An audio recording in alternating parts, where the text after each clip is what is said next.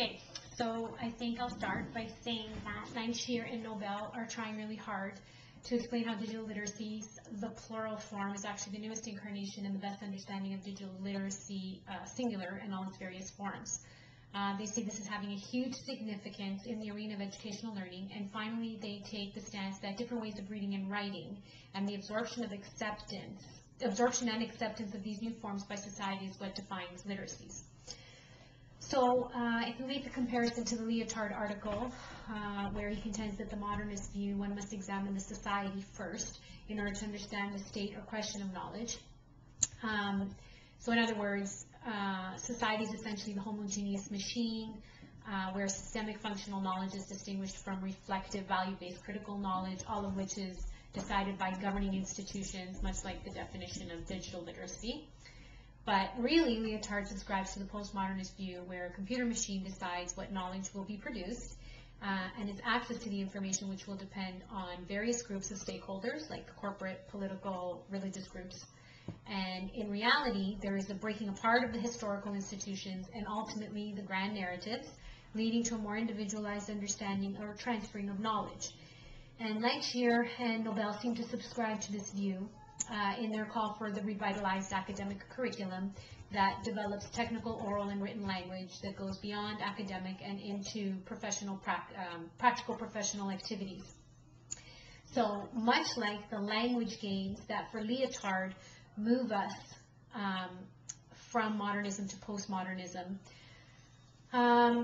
and he said that they're a necessary route which must be followed if society is going to break away from the traditional ways of thinking and into the new limitless understandings. So this brings us to video and computer games. And here was where I was speaking. I'm going to do the video log a little bit differently. I wanted to get my own children and my students at school involved in this and ask them a few questions and bring to light the concepts of the article through them. But I would have to get waivers signed, and wasn't quite sure how the content was going to turn out. So let's just stick to the video log with me. So if making meaning is what feeds our souls and gaming provides pleasure and meaningfulness, then we have to find ways to build bridges between what makes digital literacy successfully recruit participants to learning and mastering them, and then translates these principles into effective approaches for pursuing educational ends. And the quote comes from page 11 in Lankshear and Knobel.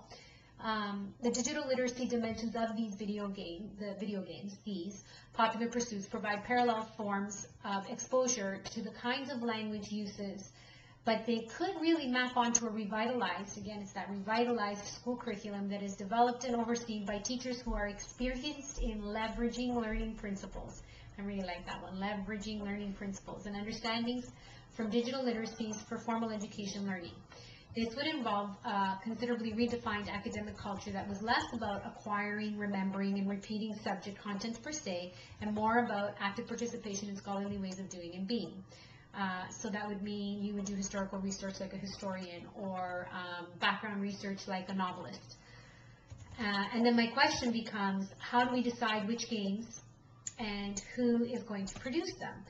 And what I mean by that is, if I look at what my kids play, they're 11 and 9, and they're addicted to their Nintendo Wii, I hardly think that Mario Kart and the whole Mario franchise is unlocking this spectacular meaningfulness in them that is going to be practical in their professions. They've become really skilled at unlocking level after level after level, and it's amazing because they really are quite good at it. And maybe that is what they're referring to, but that's my question. How do we decide which games and who is going to produce them? Because if you ever go to, just for example, the Microsoft School of the Future, and you look that up and you go to the website, it is just one large advertisement for Microsoft products. Like, I must have spent at least 45 minutes on tags.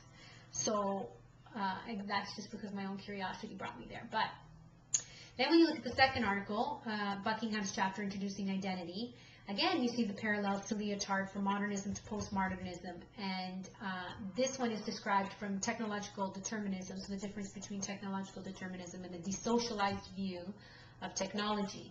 And Prensky describes how different digital natives are from their ancestors, digital immigrants, that would be me, who cling to the old ways of learning while their younger offspring crave graphic speed and random access. because they have different brains through a sort of physical evolution caused by technology. So there's your quote from page 11. Technology is then seen to have effects to bring about social and psychological changes, irrespective of the ways in which it is used and the social context and processes into which it enters. So my question then, so my second question is, what is the evidence that this new generation, this digital native, my offspring, is actually using new technology, internet, etc., to make global connections or to make spectacular forms of innovation or, and creativity? Because those are the words that are used in the article, spectacular forms of innovation or creativity. And I'm wondering, are they? Are they truly making those bridges? So we'll talk soon.